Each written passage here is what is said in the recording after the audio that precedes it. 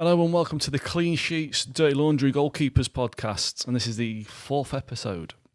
Today we're going to talk about new keepers maybe arriving in the Premiership, African Cup of Nations. We're going to have a guest keeper where Craig will guess either David Garry or Peter Schmeichel, and everything else. A bit more goalkeeping and a few laughs. Trying to get a cheat already on the script. Right, so yeah, how are we getting on? How's your week been? Been up to out? Week's been good. Out and out. I had a Sunday league game. I love Sunday league, you know. Did you? I played Saturday, obviously, and I played Sunday as well. I don't know. I played 2 games, 2 days. Don't think I have these days, but yeah, I played Sunday league. I think I had 1 save to make. Played for a good Sunday league, then, didn't you? The entire game. But that's good for the night. I took a few people on, did a few little flips and tricks. Oh, he's one of the... Yeah, Sunday, come on, like, you have to. I mean... Yeah, fair enough, fair enough. That was the highlight of my week, I think. What about yours? Just the same as last week. Packing gloves, editing stuff, prepping for this. You've done any of that this week at all? Obviously, of course. Oh, yeah. Yeah, look at your sheet. No, just, like I say, just been... just messing about on social media, really, over at with the gloves, NWP gloves. That's about it. I'm trying to be fair, as goalkeeper channels go, your gloves sound really good. Your TikTok's funny. Oh, right, no, thank you. It's actually very funny. I mean, lovely. You make goalkeeper funny. Right, well, I'm a bit funny. My mum always told me that. Apparently, Forest have said, or the super... who's the fellow who drops all the transfers on TikTok? That's him, yeah. He's come out and said that Nottingham Forest are looking for a keeper that can make more saves than Turner. So, just a better keeper than they're looking for, don't they? That's basically what they're saying, isn't it? Which I think, listen, we dug him out a little bit last week on the episode for not setting his wall up, but you got to back him as well. Do you know what I mean? You got to give him a chance. I know he's not very old, is he, for a keeper? And it's his first season in the Premiership, isn't it? Is it the first season? Well, established it, well, yeah. Yeah. Nuno's was a keeper, wasn't he? So I suppose he knows what he wants and what he's looking for. Yeah, I mean, obviously there's a few stories about him, isn't there? And where you'd think that he'd have that goalkeeping mentality and kind of put his arm on keepers or at least support them, but he seems to go the opposite way. He seems to just say, give me the gloves. Get out of the way. Literally. I don't know whether it's a thing where he compares the quality of what they're doing to what he had himself as a goalkeeper, but I don't know. Was he any good? I never heard of him until he's a manager, so that should tell you what you need to know. No. But yeah, I mean, listen, back to that. Navas was a crazy one for them. Where did he go? Is he retired or? I don't know what he's done, but what I Where did that come few from? months that was it. Yeah. But yeah, I mean, listen, so from going from that to kind of that and Henderson to Turner, I can see where it's a big drop, isn't it? Yeah. If you got not a big drop, shouldn't I say that? But it's a big change. It's a significant difference, I'd say. Yeah. But yeah, I mean, listen, I get the reasoning. I just think, like you say, it's a bit of a tough bit harsh, isn't it? Yeah, and once he's come out and said that as well, it's game over for you, isn't it? I mean, nothing you can do, is he? I mean, you can perform, and it's always in the back of his head. But supposed to be looking at, I don't know how you pronounce this, Hungarian 33-year-old Galaxy or something. He was on Liverpool's books when he was 18, 2008. Okay. He went out on loan from Liverpool to Hereford, Tranmere and Hull. He never, ever made an appearance for Liverpool. Mm-hmm. He's pretty young. You wouldn't expect that too, would you? He plays for Salzburg, Red Bull Salzburg in the Austrian league. That's first choice? That's first... No, sorry. He was first choice last season. Yeah. He's only played 5 games this season. Okay. Interesting. I don't know, man.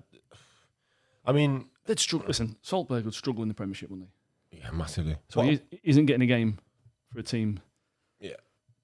I don't see the logic, do you? I don't see it. And also, it's one of them things where how many times do teams sign keepers you've heard of?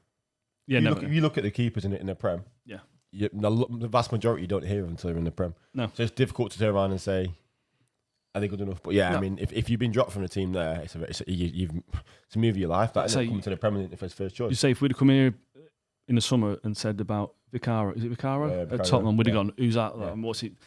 And you getting rid of Louise and all that. Yeah. That's what even Addison Edison before you knew them before they came to the Prem. Yeah, definitely, 100%. So what do we know? Nothing apparently. Turn it off. But no, listen. I mean, yeah, like you say. I mean, it doesn't read very well if you're not playing, if you're not first choice in that league, standard of the league, and you come into the Prem. He might have had a few injuries or something. I tell you who he looks like. He looks like. Remember that Chelsea goalkeeper? He was Dutch. Ed de Goot. Do you know what I mean? That weird sort of porn star looking fellow, wasn't he? He sort of got that sort of the good stuff, the 80s stuff. A few bush in there.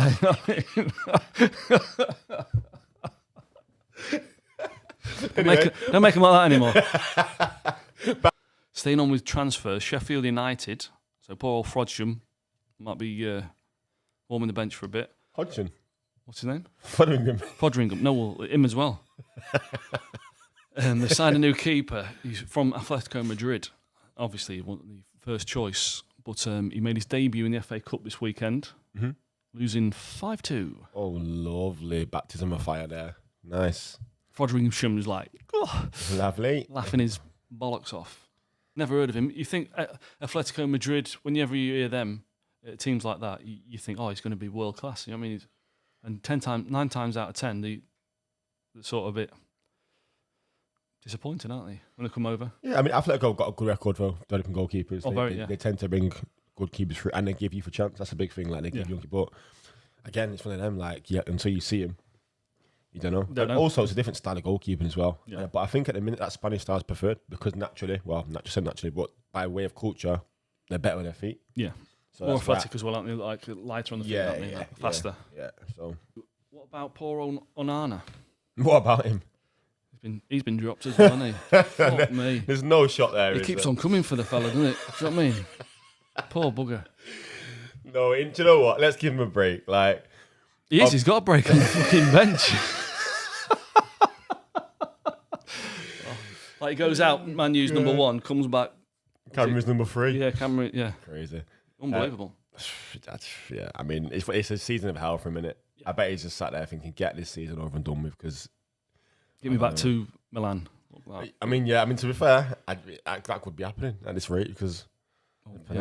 I can't see him being in the nicest. I hope he is. I hope he finds his form and finds his feet. Because in the day, listen, he's a good goalkeeper. Yeah. Is he top 4? I don't yet know. I don't think he is now.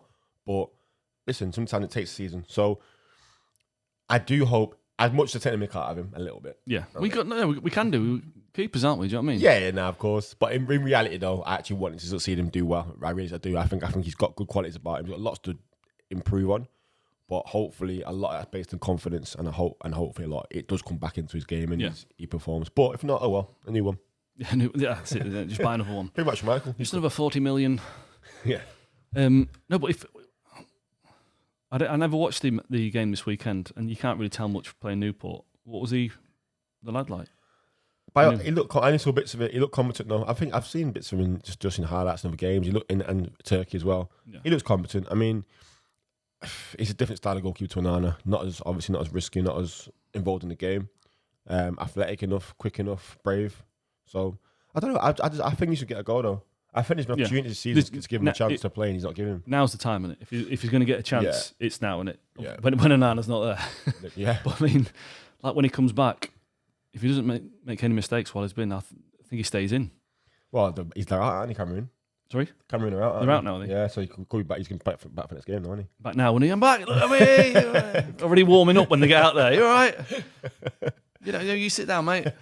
Yeah, he needs. I think the break will do him good, and I think Bayern Day and Heaton get a chance. Heaton. I mean, listen. All right, Heaton's what's he? Heaton 34, 35? No, probably probably 30, mid 30s, isn't he? So, and I get the reasoning by not putting him in, but at the same time, you've got to get, like you say, the games that they've had. If the lad's not going to get a game, who he's got the number 1 shirt, he's got the squad number 1, and he said they do back him, don't they? So if he's not going to put him against Newport, then you might as well go out on loan. Yeah, not be there at all. Ever. But then again, like Tom Heaton, does he just sit there for the rest of his? I think it's a tough one with Heats because he was supposed to go, wasn't he? He was supposed to. I think it was Luton. He was supposed to go to or I think it's Luton. Yeah. I started the season, didn't go. United blocked it. Did they? Yeah, United blocked it. But obviously got an Nana in, watched him and went, "You're going nowhere, mate."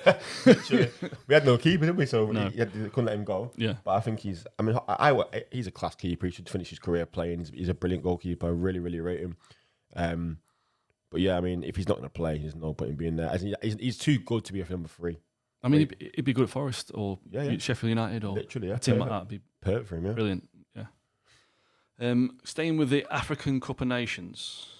Are we going with that? Yes. Congo, goalkeeper, goes down to penalty kicks and they knock out Egypt. And it goes down to the keepers taking... Bittersweet, though, because the Egyptian keeper, I didn't write his name down when I was looking at it, to be fair. It's the crossbar. And then the Congo keeper goes up, smashes it in, wins it from. Goes crazy. Oof. So his name was Lionel Mpapsi. Scores a winner for Congo. Some through to the, I think it's the last 16, isn't it? Or was it the last 8? What a feeling that is. So, yeah. What would you do? Imagine that. Like, listen, I'd be like Grobbelaar, you know, when his legs was going, I'd be stood at the penalty like that, looking at my legs going. Taking a penalty. I'm just smashing it down the middle. I don't get, like, you have to. Yeah. I took pens before, but not in that situation. Like, no. 15-0 up on a Sunday. Yeah. Craig come and take one, but not in... Do you know what I mean? No. I took a penalty on a 5-a-side once. Missed the goal the completely. ball's still going. Yeah. Yeah, it's... yeah, no, I'm not the one. Distribution was crap, so I'd be lucky to make it to the line, to be fair. Lloris has gone to LA. He's actually gone to LA. Has he? Yeah. I thought he was going to Miami, yeah. But no, he was going to LA. Oh, well, that opens the door, doesn't it? Nice swan song, innit? You know what I mean? Like, nice. Yeah. No brainer, innit? That damn right. He's a beautiful lifestyle. He'll be on decent money. Have you been to LA, you? Yeah. Shit all, innit? I mean... It is, isn't it? Have you seen it? It's not what you think. I actually... You're just going to take the piss.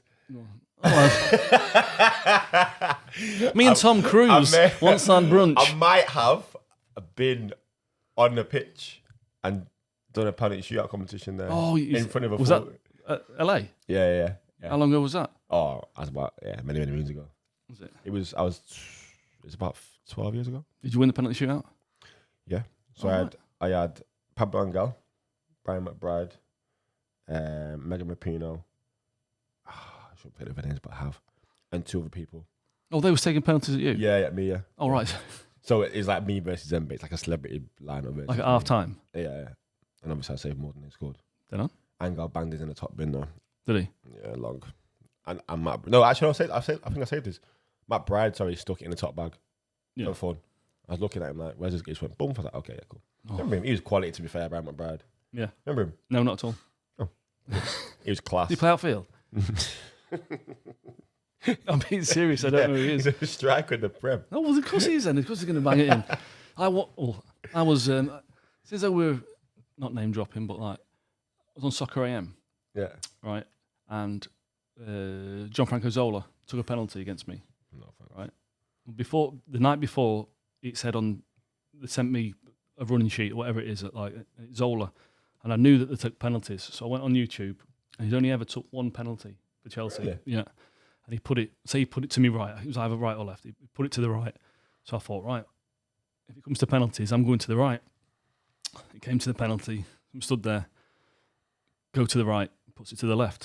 For fuck's sake. So anyway, afterwards, he was unbelievable, even at the age he was. Yeah, take it. He talking to him afterwards, and I said, that penalty. I said, he said, I normally go the other side. So I said, yeah, I spotted that. Like I looked. And he went, yeah, so why did you go this side? He went, you went a little bit too early. So I damn it. Intelligence, my friend. No, but he was unbelievable. There's a clip where we go 1-on-1, and the presenters come, like before, go to a break, and they go, right, it's going to be 1-on-1 with Zola. And they come up and say, listen, don't hurt him. And I said, like, no, I wouldn't never do that. Do you know what I mean? Wouldn't think of it. It's unbelievable. So he comes off, like, whistle goes, come back, we're there, we're here back, and if Gianfranco Zola's going to take this 1-on-1, whistle goes, comes out, and the grass on Soccer AM, the grass is like over concrete, so I come running out, and I can't stop, and I don't clatter him, he sort of moves out of the way, but I catch his leg, anyway, puts it round, and he starts limping, He's pointing at his foot like that, and I'm thinking, oh my God. There's all Chelsea fans, all in the side like that. And they all look at me. What did I fucking tell you? Like that. Jimmy Bullard, they all look at me. What's he like? You know what I mean? Oh my God. And I was like, just get me home. But how have I got myself into this situation? You should have just smashed him. Yeah, I'd have got out of there, wouldn't I? I'm being sued, wouldn't I? You're going to do it properly, lad. Yeah. You know what I mean? We'll finish on a high note. We'll go with Maidstone Raiders. It's not Maidstone Raiders. Maidstone versus Ipswich. The man of the match award goes to the keeper, Lucas Covilan. Brazilian. For Maidstone? From Maidstone. Decent. He wins. Yeah, they win 2-1 against Ipswich. Second in I think there was 65 places between them. They're like South Premier or something like that. Yeah. Nationwide, they're only the 11th team to make it that far with their level. Fair play. And he was a former Brazilian under 20s keeper. Lucky that career slipping now. I know. A little small fall. Poor bastard. No, but he's not always been. Well, he's been a bit higher than that. He scored a 95th minute in the 2021 playoff finals from the National League. He scored the draw to equalise in the 95th minute, which must have been unbelievable. Only in Brazil. Yeah, but then they lost on penalties. But then the next year he played for Port Vale, and they got promoted. So he got there in the end. Well, then he's dropped back down again. Yeah, he got there, but he didn't. They got there, he didn't. Yeah, poor bugger. So there's talk, or he was saying he wants to get to the Championship move, but if you're talking pie in the sky, you might as well go for a Premiership, aren't you? Poor fucker. Yes, and that concludes the Keeper Watch for this week. Right. So we're going to go to Guess the Keeper. Lovely. Right. So there's one goalkeeper, yeah? One goalkeeper. And loads of clues. Oh, that's fine. And I'll drip feed the clues, and I better get straight I'll give you Schmeichel. Obviously. Yeah, so that's what we'll crack on with now then. Right, so this player had 87 caps for his country. Okay? Yep. So that's one clue. He didn't say England, so I know he's not English. Go on. Oh, no, I wouldn't say even if he was English. No, I just know that. Just me. Okay. Detective. Yeah, I knew that. I've already read the notes. He's won one World Cup. Definitely English. Go on. Yeah, definitely not. Well, I could be. I know, Gordon Banks never played in the Premiership, really. He, in 2000 and 2001 season, he got Team of the Year, PFA Team of the Year. You can guess at any moment, any time. Just wait 1 second. I'll just wait for you to say all of them. So he's won a World Cup. Won a World Cup. You're going to get it. Surely you're going to get it. Well, give me one more clue. One more clue. He has won the Premiership twice. So it's 2001 era, yeah? Yeah. 2001 era. So it's going to be either France. No. Oh my God. Why is it so hard? Do you know if you had this conversation, I know when you ask me, it's like my mind goes blank. Just wait. Just say any keeper. No, because I'm trying to think. No, I've only had one guess. 48 clues, one guess. I'm trying to be precise and you know what I mean today. I want to have conviction. Okay. Guess. Okay. Rather than saying 45 names and. Okay. All right. And he played in 7 World Cup games and didn't concede one goal. I feel like I should know what it is. It's really annoying me. And didn't concede one goal. We're talking 20 years ago, so it's one of them. I'm trying to think of goalkeepers who were around that time. Can I ask a question? Is he Brazilian? No. Right, okay, that's fine.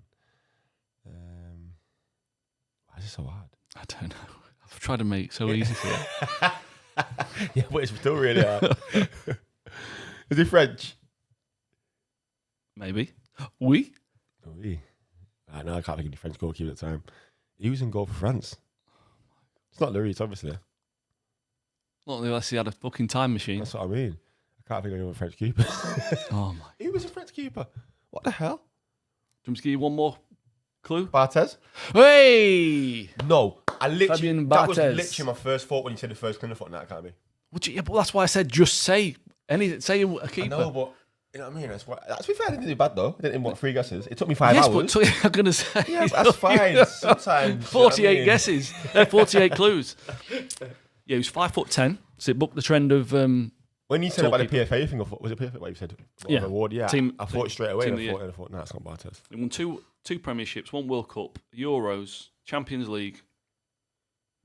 He was sent off. That was going to be my last one, so you'd get. He was sent off for weaning the goal during a game. Still got it. Mid-game, he asked the referee if he could go, and he said no. And he just started pissing in the back of the goal. Legend. Sent him off. When he retired, he took up rally driving. He was one of them keepers, wasn't he, that was similar to, not similar, I was going to say similar to Onana is, where he didn't have the best of starts. He was divided. You either thought he was brilliant or you thought he was terrible. Yeah. I loved him, but I was too young to really recognise his mistakes. Yeah. He just had something. I just like what he had about him. He played like he had nothing on his shoulders. Do you know what I mean? He didn't really care. Yeah. And he was, would you say if he played in the Premiership now, he'd be one of the best in the world? Obviously, he was very, very, very good. I don't think he's better than Schmeichel because he took the gloves off of him. In 20 years, goalkeeping's changed enough for him not to be. Apart because he could play with his feet, so that's why you'd say. Yeah, that's what I'm saying. That, what else has changed? Yeah. So he's got just his tempo, really, wasn't it? And it's not as physical as it was then, is it? No, nowhere near, and there's not as many balls in the box either. No, so, and he's small, so yeah, I think he'd be fine. Yeah, I think he'd be fine. I think, like I say, that I think he'd excel at the playing out because he was like the one keeper that sort of changed it to playing with his feet. Yeah. There was always talk of him wanting to play out, wasn't they? Yeah. Like the last few games of the season or something. Yeah. He never did. Yeah. Yeah, he's good. He's quality. But like I say, I'd like to watch him again and say like how good was he? Cause I used to love him just because he was A, Man United goalkeeper, and B, like he had this little bit of like an attitude.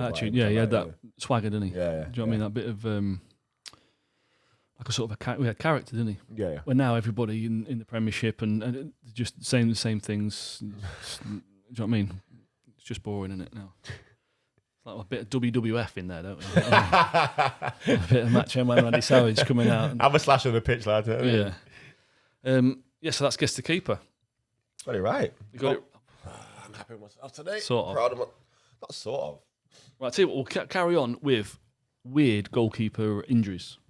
Go on. Right? And I'll tell you the keeper and tell you his injury, and I'll give you 3 options. Go on. Okay? Yeah, go on. Right, so we'll go back to 1975. Oh, my days. Go on. I was playing under 18s then. I'm going to say, I'm only 45. Alex Steppin dislocated his jaw. Oh, nice. How? Eating the ball. He got the ball to the face, got some balls in his face, shouting, running to the post. Oh, the options. I've just explained the concept of this. I mean, no, but then you didn't. Right. So what should have happened? No.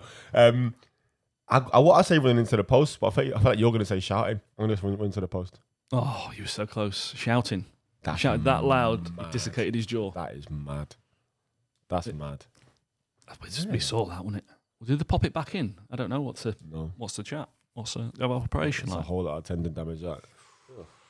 Gosh, you've got some bad defenders there, haven't you? To be shouting that much. I don't know, man. It's trying to line a wall off, innit?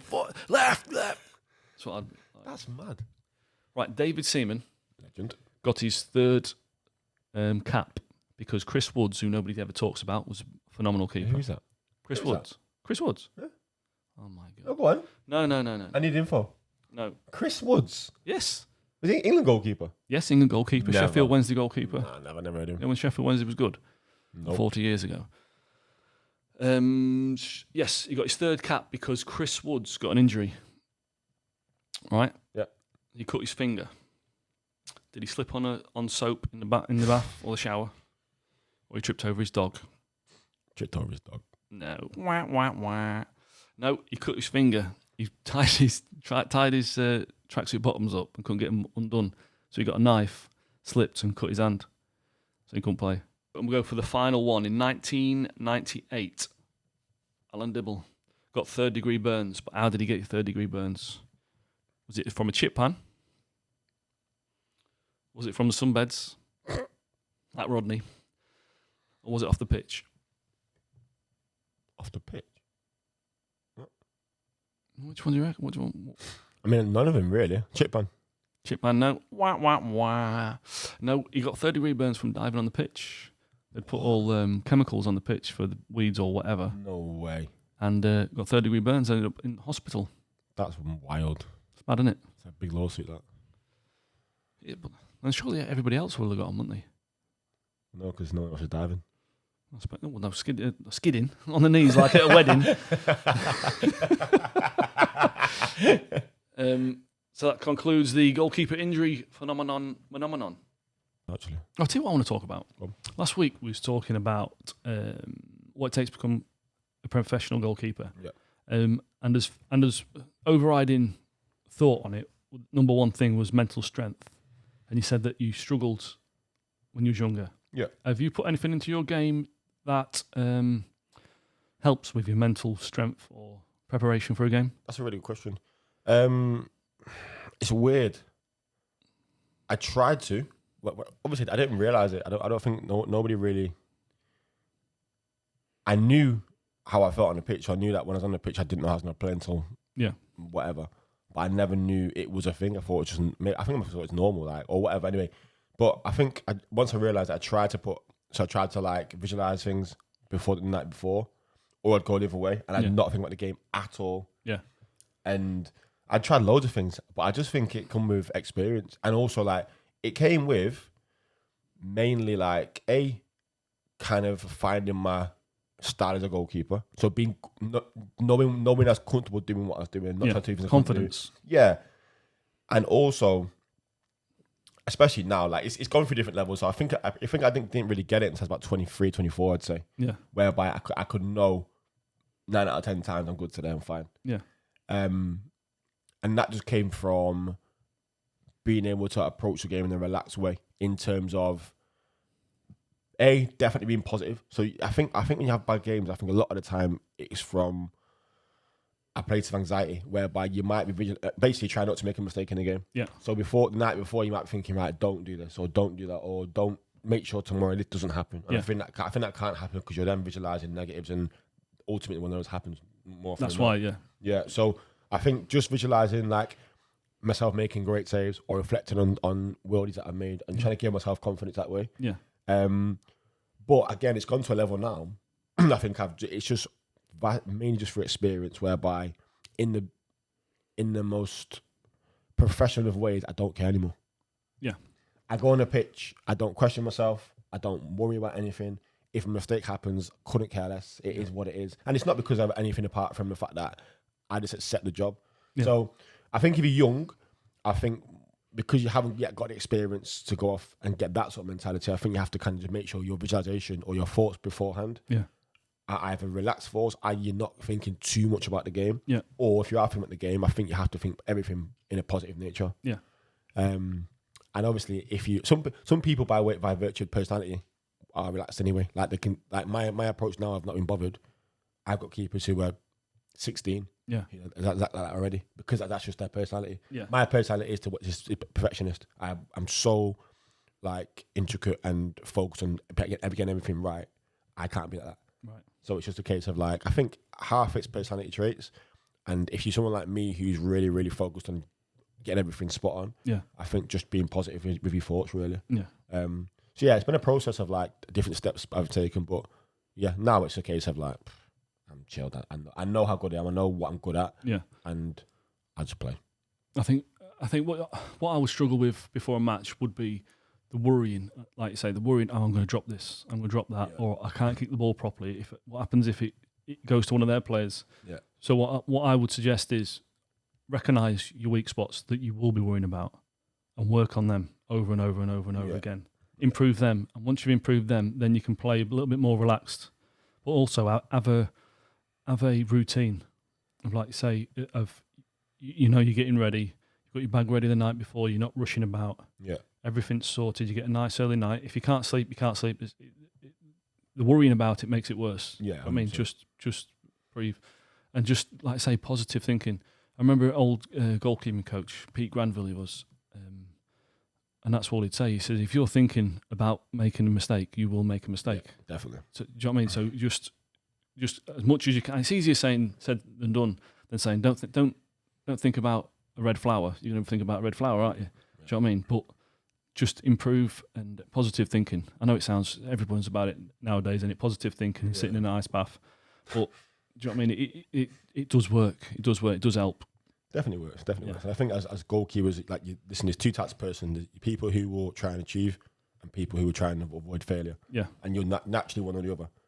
and you either have to identify that first of all. And if you're someone who tries to avoid failure, you've got to train your mind to be someone who tries to achieve. Yeah. And if you're a lucky one who is naturally someone who tries to achieve anyway, then I think as a goalkeeper, you're already kind of predisposed to being better in mentally. You're halfway there. Yeah. But do you think that's a reason why goalkeepers generally are older players? Because it takes that much time to get that part of the game. It's such a good argument. Like I said the other day, like, is there an opportunity with Trafford coming through for goalkeepers to establish themselves younger? Is he providing a blueprint? Say, listen, we can do it at 21, 22. I think that, without going into it too much, I think the experiences goalkeepers are getting now at an earlier age is more varied and better. So, i.e., Man United will send, or City will send the goalkeeper into whatever, the non-league at some level, to go and get games with me. Yeah. But the pictures that you're seeing there are pretty much the same pictures you're going to see in the Premier League. Yeah. At a lower tempo. Yeah. At less when you're quality. Under pressure in the Premiership, that's what you're going to get. Yeah, so I think that previously that wasn't happening. You'd have maybe one young goalkeeper at best in a squad, and they'd sit there and then get released. Yeah. So I think now, because goalkeepers getting this experience at an earlier age, there's definitely a bigger doorway for them to say, okay, well, you're 22, you've already played 100 games at either high semi-pro or maybe League 1, League 2 level. Yeah. You're a lot more equipped now to go and play higher. So I think these days there is a lot of opportunity for goalkeepers going younger. But like you say, listen, you can't deny it. If older goalkeepers generally are going to be better mentally. Yeah. And like I say, I obviously I haven't got the legs for it now. I have, because they're nice legs, but I've got the experience. When I played Sunday League 3 or 4 years ago, was the last time I played, and it was like a completely different game.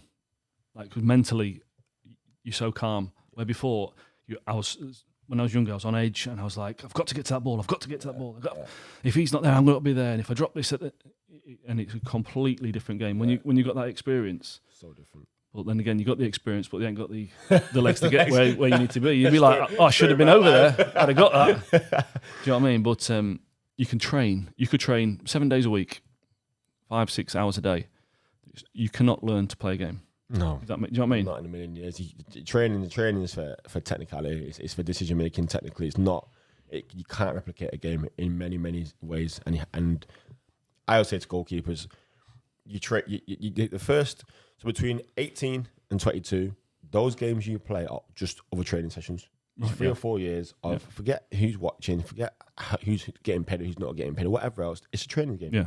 It's where what you've not been doing for the past 12 years, whatever it's been. Yeah. You've got to go get that experience now. Positioning, decision making, communication, start positions, so on and so forth. And even just interacting with players off the pitch and with dealing with managers and stuff, and situations like that.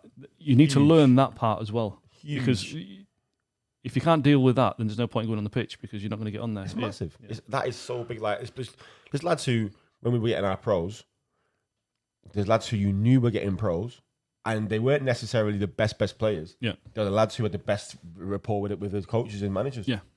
And they were favourites. Right, they were good players, don't get me wrong. Yeah. But there's players of equal quality, and you're looking going, you ain't getting one, because you ain't supposed to gaffer for 6 months. This guy's there every day, side by side, laughing and joking. So you knew. Yeah. Do you know what I mean? And the same way in the dressing room, but the senior, but when we was getting our first pros, and there's the senior lads there, there's a group of players who were already in with the senior lads, who were in the middle of the first team, getting games, and lads who were just as good, who aren't. So again, like you say, a huge part of the game, definitely. Yeah, big part. Right, goalkeeping gloves. This is my forte. Your forte. Right. Guess what brand of glove Gordon Banks won the World Cup with? Umbro. Nope. You got to think. 66. The glove was only really used from the mid-50s. Late 50s, maybe. There's controversy on that, to be fair. You were on first. Mids. Yeah. That's a tough question. Go on. So it's going to be English, isn't it? Yeah. Anything? No. I do this. No. Army, Navy. He went to the surplus army shop and bought a pair of gloves from there to play in the World Cup with. That's class, isn't it? Yeah, it's unbelievable. So that's how it started, really. There's loads of stories of goalkeepers that have got the wives to sew like ping pong rubber onto the, remember the old Sondicos? Yeah. They used to get 3 pair of shin pads with it as well. You remember purple and white, yellow, weren't they? Huge shin pads. Yeah, they had ankle protectors. Remember? Oh my It's like God. cricket pads, weren't they? Madden. Goalkeeping glove history is strewed with. There's one story of a Newcastle goalkeeper. I can't remember his name. His name is Jack Fairbrother, and he lost his gloves or whatever gloves he was wearing. I don't know if he was wearing gloves actually. And there was a policeman walking behind the goal at Newcastle. So he asked him if I can borrow your gloves. So the policeman, yeah, no problem, gives him his gloves, plays in them, the win. So then from then on, he went to the police station wherever he needed gloves and got a pair of gloves from there. That's mad. It's mad, isn't it? Any questions about gloves? Questions about gloves? Anything you want to know? What was just talking about off mic was about finger saves. Finger saves. Go on, what are your thoughts on finger saves? Do you make them? No. I remember when the first Adidas finger saves come out, and there was about 50 quid a pair. And weighed a ton. Yeah. They made you look like Ninja Turtles. So was that fat, wasn't they? So fit. Unbelievable. I love them. Like a bright yellow. Oh my God. Brilliant. I What had a glove. the green and black pair. I think they came out for the World Cup actually, That didn't was they? so good. But They're horrible. proper. To be fair, the plastic on the back was really good for punching. It was really good, but Like this. but how I fit, yeah, you were set in the way all the way, weren't you? But my personal opinion on finger saves is, after I played in that first season, well, probably played about 4 seasons in them gloves because it was 50 quid and my dad made me Get them before you. yeah, wore them to school in the winter and everything. When I came to play it without them, I'd lost some strength in my fingers, so I felt it more. You know what I mean? I felt them being bent back. Yeah. So my personal opinion, I get asked all the time, do you do finger saves? Do you do finger saves? And I say no, I'm not doing them because when they're young, you come to rely on the support. Yeah, you do. Definitely. So then when you haven't got them, or you try a different pair of gloves, it's like, whoa, what's this? Yeah. You end up spilling it or hurting yourself. Yeah. Do you agree? 100%. I think that I get the idea behind them, but I think long term and bigger picture, they're a really bad idea. Really bad idea. It's like your hands become strong. They change your technique and they stop you from learning. If you're getting finger injuries, time and time again, the bottom line is your technique is wrong. Yeah.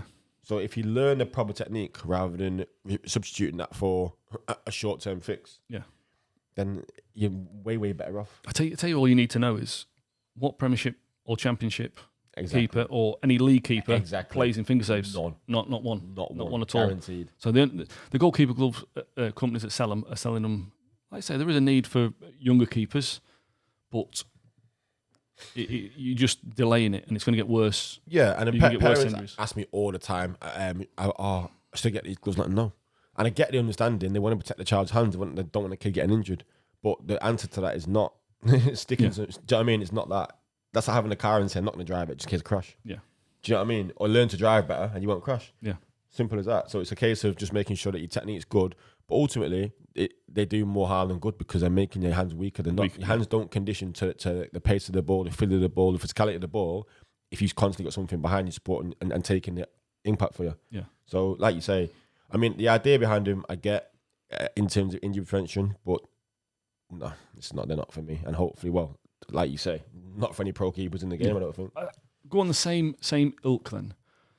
Strapping your fingers. Do you strap your fingers? I don't. I'm so old school. I've got broken fingers left, right, and centre. I don't strap them. Yeah. I've never strapped them. Whenever I did, I strapped them too tight and ended up having to take them off. That's horrible, exactly what I do. Yeah. Honestly, I'm looking at my finger and it's gone blue. I'm like, that's a hard task for me. Like, I'm looking at that. It's literally, I'm like, nah, it's mad. But yeah, I mean, strapping you, I get that a bit more supportive, and if you've got weak points in your fingers. Yeah, if you've got an injury, like you've twisted your finger or you've dislocated your finger or something at some time, then I do, yeah. But same with your wrists. Do you strap your wrists up? Nah. I don't either now. It's a newish school. Good strong wrist that I have. It's a new school thing. I think. Do you know what though? I think for a lot of people, it's not even a case of protecting injuries. I think it's a mental thing. Yeah. I think it just feels like they're sturdier. They're stronger. Going back to the point beforehand, it is when you're getting prepared. It's one of the things you get done. You know that's right. Yeah, definitely. So I think like wrist strapping, especially. I mean. It's like you see them when they take the gloves off and you think, how are they fucking moving their hands? It's like fat hands and the wrists are dead tight. Yeah, it's mad. Yeah, no, I've never done that. And no finger saves. I've not got any plans for the for NWP gloves to have any finger saves. I do, like you say, you get that many people emailing you and asking you, you think, I could sell a few here, but I mean, it's not about that. I think a lot of, like you're saying, I think a lot of brands, a lot of the top brands anyway, go by the way of your thinking. I don't think many people want to make them, but they have the option because they're asked for, and they make them removable. Yeah. But again, if they're removable, then why have them? Yeah. Just because it's not for me, not for NWP. You know, we won't be doing it. We don't. I don't plan on doing anything like that. You asked about how I choose the cut.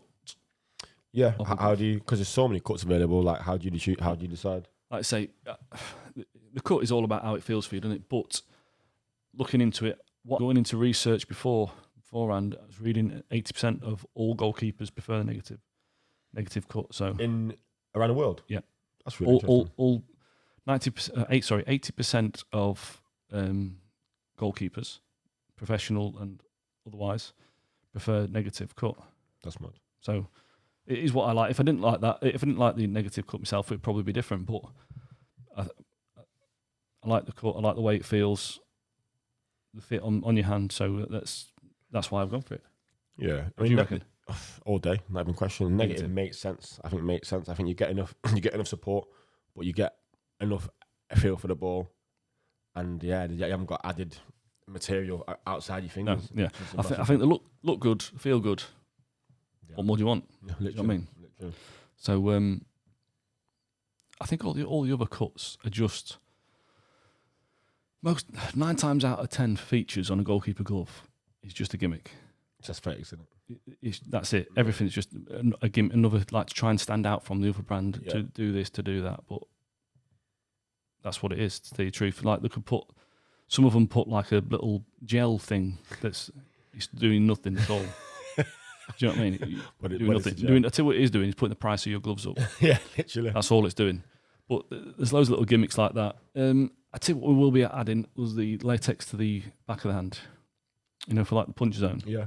We'll be adding that to, like they say, the next model that's coming out. But only because just something different to the glove that we've got now. I'm going to keep that model. Maybe refine it a little bit, but don't mess about with it too much. And then go with a classic cut. Yeah. Similar glove, similar material. I don't like the. Can you remember the old mesh material they used to use for the backhand? I don't like that. It's like too padded. Yeah. So I like it nice and slim, nice fit. So that's what we're going for the next model. How do you? It's obviously like it's an open book. How do you choose your designs? Like, is it just your preference or just my preference? Yeah. Just I just constantly looking through. I don't look at other people's gloves to design them. I look at trainers. That's clever. There's loads of whatever sneak. Do you know what I mean? I follow a load of like trainer designers and all that on Instagram, and I just flick through them for hours, and then see like a little bit off this, a little bit off that. So that's why they're a little bit different. More of a sneaker brand glove sort of thing. I want to go for a bit more street. Yeah. Than geography teacher like all the other goalkeeper gloves. It seems to look like. Nah, they look class. And to be fair, I wear them and like people will say, "Oh, what are those?" Like straight away. Yeah. Wear them in training. David Gay, I seen David Gay said that, didn't he? What the fuck are they? No, you do know that. I have one at training and was like, "What? Hey, wait. I mean, like, yeah." So the impact, it looked different, well different to most of the gloves. Yeah. Well, try his best. What was the first time you got paid for playing football? Can you remember? Yeah. I can remember actually. It was my first. I make it sense. I joined the club as a third year YT player. So crew. Yeah. So my first month for them would have been. How much did you get paid? Not a lot. No, the wage was shite. Like not a lot. I remember first time I was at Glasshoughton and they'd pay for me training. Yeah. But they wouldn't pay for. When I say pay for me training, I'd go to another club who was a goal. Pete Granville I spoke about before. He'd go to a club, and then all the keepers from around would go. I think it was like a £5 a session. Yeah. So we'd always go and train. So they said they'd pay for that. Wouldn't pay for anything else. So no problem. You know what I mean? I just wanted to play football. Went to, we trained at Selby Town. While I was at Selby Town, they asked if we wanted to sign, like if you'd sign. Pete Granville said like they're looking for a keeper, and the pay, I think it was £25 a week. Yeah. So I was like, oh, right, yeah. I mean, it's a little bit closer to me for driving, and so I was all right, yeah, no problem. We'll sign. I'll sign. So the first game turns up, got my bag on my shoulder, thinking like this is it. Like first, like it's not a lot of money at all, is it? But it's the first time someone's paying me money to play football. Yeah. It's like your dream as a kid, isn't it? Yeah. It doesn't matter how much money. Yeah, not at all. No. So I get into the changing rooms, and the captain walks in with a notebook, and he goes, "No shirt, no tie, no trousers, no money." That's right. I walked out, and my dad went, "Did they give you some money? How much did you get?" I went, "I owe him a £5, Dad." Welcome to the world of football. Yeah, I couldn't believe it. It's good. I was all about. I can't even think. Was that Halifax? We had to do ice baths, and no, I'm not doing it. No. Not even do it now. Like everybody else doing it. Like, no. Try and film yourself doing it. I've done it before, but it's not for me. And it's £50 fine. Bear in mind we train pretty much full time. We full time? Oh, actually, we weren't full time. I'm lying. We were in like 3 days a week. So yeah, £50 a time. Yeah. And I was there for a season and a half. Right. And didn't do one ice bath. So I'll let you figure out that. So I was listening to another podcast about football a couple of weeks ago, and they say that all the fines go to the Christmas party. Is that true? Yeah, or end of season. Holiday or Christmas party. Oh, right, yeah.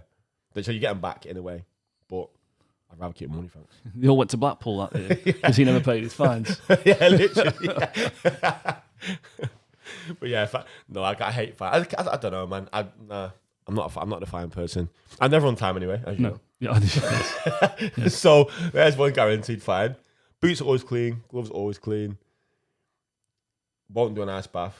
What do I get fined for? Probably shipping goals or something. Yeah. Shirt and tie. Sure. Do you remember that era? There's no way. Imagine said it. No, not at all. Remember when was at Glasshoughton first game in the changing rooms half time? Sat down as proper old school, like the old wooden beams. Yeah. Sat there like that, and the midfielder, he wasn't the captain, but he was like a right proper teacher's pet. Do you know what I mean? Busy. Came in with this kettle or this old tea urn. Like, it's fucking massive. It's like pouring tea out. And I'm like, we've just been running about with a fucking cup of tea. Do you want 1 or 2 sugars in? I was like, no, I'm all right, mate. I'll have a Lucasade. Isn't it mad how much the games change in whatever, third of a lifetime? Yeah. It's mad. That was when, can you remember when everybody used to wear Vicks on the shirt? Yeah. Or the top of the lip? As Arsenal players that started that. Vieira and that started that. I'll tell you what else they did. They did the, remember Robbie Fowler? With the things. People used to wear them. Yeah. It was like, did nothing at all. All they do halfway through the match is go, ping. He was keep trying to stick it down. A fucking waste of time. It's mad. Tracksuit bottoms in goal, ankle protectors, like cups of tea and oranges at half time. Yeah, it's brilliant. It was good. Mental days. Absolutely mental. I remember we got you had to buy a tracksuit. Everybody had to buy. You had to get sponsored. Somebody had sponsored me. It was like £75, and it was for the crappiest, like, not shell suit, but like fucking pretty much. Yeah, it was proper baggy. And they sized it up. They just got me extra large because they used to call me biggin. Biggin. Extra large. Too big for me. Like fucking terrible. But you talked about then end of season holidays. Yeah. Anything that you can talk about? Where'd you go? I think I missed most of them. Fucking hell. Late for the plane, was you? Probably, yeah. Probably. Where did we go? So does that alienate you more from the club, from the team then? Nah. No. I could say you establish, like, I think, like I say, it's different depending on what. Like now, I think in the most non-competitive ways, you have a reputation and you kind of have a presence. So I'm not a loud person. I'm loud on the pitch, but I'm quiet in the dressing room. But you have a presence, like, you know, talk to players in a certain way, and they speak to you in a certain way. Yeah. I think when I was young, like, I don't know. I've always got on with my teammates. Always been that person, just like to get something from everyone. But at the start, as a keeper, naturally, I think it takes more time. Yeah. It always takes me like a good 3 or 4 weeks to integrate properly. Yeah. So, yeah, but I ended up seeing holidays. I don't even remember what. I've definitely done some. Nights out, there's been loads. There's been some crazy ones at them. We once went. I can't tell you what team because not like anybody going to know because probably working the bins now or something. One of the lads was in this club, all getting the rounds in. Comes to my round. Right, where's Dave? I'll say. So go anyway. I can't find Dave. I've got him his drink here. Like, I can't find. He was there a minute ago. Like, I asked him what he wanted. Don't right. So anyway, forgot about it. Forgot Dave. Yeah. So we go have the night. I thought, I must have pulled some birds or something, like, you know. So we go back to the room, whatever. We fall asleep. I'm asleep. Doorbell rings. Bing bong. On the apartment. So we walk. One of his mates. I'm still asleep. I'm like, I'm not answering it. I'm not feeling too good. So you open the door and go, what the fuck have you been doing? He just bursts out laughing. So everybody like gets up. What's going on? So we get up, and go into the door. And Dave stood there. He's been missing for 12 hours, right? He stood there in a t-shirt, right? Nothing else. T-shirts inside out and back to front. Nothing else. Like naked, down. Runaway baby mode. Right? And this is like 10 o'clock. Right? So he's like, what? He goes, I don't know. Just let me in. So let me in. What? He said, I don't know. I've just come round. He said, I've just come round in the square where he was. So I said, you what? He said, I've just remembered walking. He said, I remember a taxi driver going, beep, beep, beep, beep, way. He said, I'm stood there, stark bollock naked with my t-shirt on. So I said, fucking hell, like, Sean, what? He went, well, that's not the worst bit. So I said, well, what's the worst bit? He said, I've come in the hotel. He said, I've gone in the bushes and that, like, so no one can see me. He said, I've had to go through the foyer. So I said, yeah, well, there's only a couple of people on reception. He went, no, there's a bus waiting to get to the plane. There's like 200 people there. He says, they're all clap, way! He said, I've gone through, like, trying to hide my modesty. I'm like, man, what the... Crazy. It's mad. So, anyway, sorry, breaking you off. That's not finished yet. So anyway, we laugh it off. Oh, well, you're a crazy guy and all that. The next night, we go out. Me and my mate, we're talking to the two girls. And Dave comes up and he goes, do you want a drink? I was like, yeah, I told him whatever drinks. The girls, yeah, whatever drinks. So the girls, like, look at him. Like, it's him, innit? So I'm like, what's up? They went, no, nothing. So I said, what's up? They went, last night, walking back to his hotel. So I said, yeah. He goes, as we're walking back, he jumped out of a bush. I said, did he? He went, yeah. He went, rah! And then jumped back in. That was it. He just spent the night jumping out and scaring people, jumping back in naked. Ah! Ah, fucking hell. Must be something in that sangria, honestly, every dressing room's got one. I've not been to one team where someone's not mad. I've played with two mad keepers, but normally it's a midfielder or centre back. Yes, normally the short, stocky midfielder, isn't it? Yeah, not just. Right, but no, every team's got one. They're the best people in dressing room. No, do you think someone sees there's a gap and goes for it? I just think. Do you know what I mean? Or just the loudest one does it. Like if he wasn't there, one of the other ones would. But maybe they sit back a little bit. But a lot of the time, that's just how them people naturally are. They're just nutters. Yeah. By default. Yeah. Nutters by default, but you need him. Every team needs him, and everyone expects it to be the goalkeeper. I think the goalkeepers are normally the quietest people in the room. Yeah, that's why I think everyone thinks we're different, don't they? Like, yeah, because we're not shouting ball in the dressing room. Obviously, on the pitch, it's a different thing. But like I say, Neville Southall, he allegedly never went out after him. He never socialised with the team or anything. Yeah. So, like I say, out of all the British goalkeepers that you think of, he was like the outlier sort of thing. Yeah. But not because he was wild. It's just because he was. Well, I suppose he was quiet, wasn't he? Yeah. He just thought differently to everyone's. Did you see the? I think he talked about Pickford the other day. I seen something. I didn't read what. Just did he say something like he could be one of the best in the world? Oh no, not that bit. I definitely know that bit. Oh right. No, he's said about he literally just he said he falls out everyone all the time. So it's he said he falls out with everyone. Tarkowski's talking about Pickford, and he basically says he's obviously not Pickford's like. Oh, sorry, I thought you said Southall said. No, sorry, no. That Southall said that he could be one of the best keepers in the world. Oh no, I've seen that. You've seen it? I've seen that. What does he fucking know? He's back on the bins. Oh God!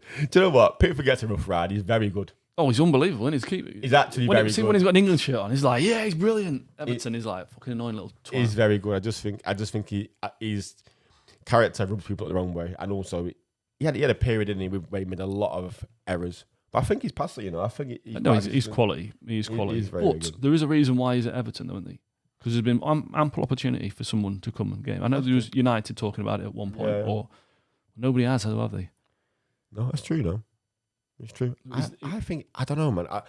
I do. Again, think is it the size? Because he's not. Yeah, but he's overbearing. He's number one, so I mean, it's he's been that for a long time. Isn't like he's in and out. He's been there through merit, hasn't he? When he performs at the top level, doesn't he? He's made massive saves at massive times for so many times. Yeah, brilliant. It's like a different player. Well, then again, I don't watch Everton that much, so. He's not bad for him. I think he's and I think the past 2 seasons he's been very, very consistent. I think there was a season before where for a season and a half you knew he had a mistake in him. Yeah, and that was kind of like get that out of the way quick, sort of thing. Yeah, and that's where people were saying, well, okay, Ramsdale can now step in or whatever because he was a bit shaky. But for England, he's never let us down. So no, he's not. No, he's not. He's been very good.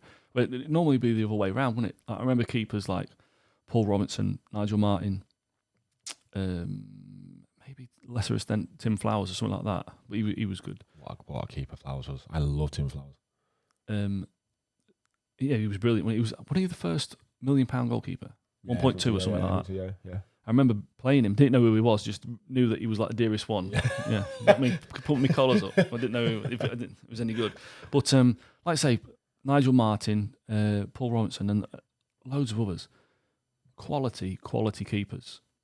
But just when they take that step up to the England, whether it's the pressure, because it's not international football, say from the semi-finals to the final, or the top teams like Italy, France, Germany, it's a step above Premiership. The rest of it's not. Yeah. Is it like the group games? No. I think any keeper in the Premiership can handle it. Easier. So why, when they're playing Tunisia or they're playing teams like that, the keepers like Nigel Martin, the pressure just gets to them. Yeah, I mean, it's one of them. I think you'd have to ask them, but I think as well, for me personally, one of the biggest things for me is like, as a goalkeeper, when you're playing big games or let's say pressured games, if you feel, how to explain, like not a part of the team, but if you feel like the people around you know you're back, you trust you, I think you naturally play better. Yeah. And I think sometimes because it's so go back to being confident, like we said before. Yeah, it's so fragmented. You haven't got that base yet whereby you've got the trust of the players in front of you, or the manager, or the people, or the coaching staff. So it's like maybe like that foundation is taken away. Yeah. And I think as a goalkeeper, it's massive. I know, for me personally, I know if I'm in a team and I know straight away that everyone backs you and respects you and knows you're good or believes in you, then you play your game so much more naturally. Yeah. And I think when you know people question you, all these questions are around you, you go back to this thing of, okay, well, don't make a mistake to prove if I make a mistake, I'm out here. Yeah. Boom, so I think that when you go into a new setup, i.e. England setup, I know that there's more and more camps these days and it's a bit different because they're together more. Yeah. There's more competitions, there's more camps, there's more breaks and stuff. But I just think that, I mean, unless until you feel like you're a part of that and you trust it, maybe that's got something to do with it. Yeah. Maybe not, but I think it's a different environment, and obviously I think it's the environment more than the pressure. Yeah. If you handle pressure, you handle pressure. You play in the Prem, you handle pressure. Yeah. I know it's a step up, but I think the pressure is pressure, and if you have mechanisms to deal with that, you do. I just think it's maybe a change in environment, changing personnel, changing the approach from goalkeeper coaches and managers. Yeah. All those sorts of things for a goalkeeper can change the way you approach and perform. Yeah, completely different to any other position. Yeah. Do you know what I mean? Like say if you outfield, it doesn't matter that, does it? You can hide a little bit and sort of find your feet. Yeah, and it's not as confidence based either. No, this is exactly it. Maybe strikers may be the odd exception. Yeah, but then even then they've got the leeway of, well, if I miss it, as long as I scored the next one, it's fine. Yeah, they could, like say, eat 10 shots, put one in. Yeah, the bollocks, aren't they? The other way around. Yeah, they haven't got the fear of making a mistake as much as we have. Nowhere near, in fact. No. Right, so I think we'll call it a day then on the 4th episode of the Goalkeepers podcast, Clean Sheets, Dirty Laundry. Thanks for listening. If you listened this far, give us a follow, and see you next week on Friday. Thanks for listening. A keeper that's smiling. No, I'm telling you. What? A keeper that's smiling is always the keeper that's thought of somebody to blame. We work with that one? No. I'd take that. Go on. Listen, it's better than nothing, isn't it? Have a good week. Marginally. Bye-bye.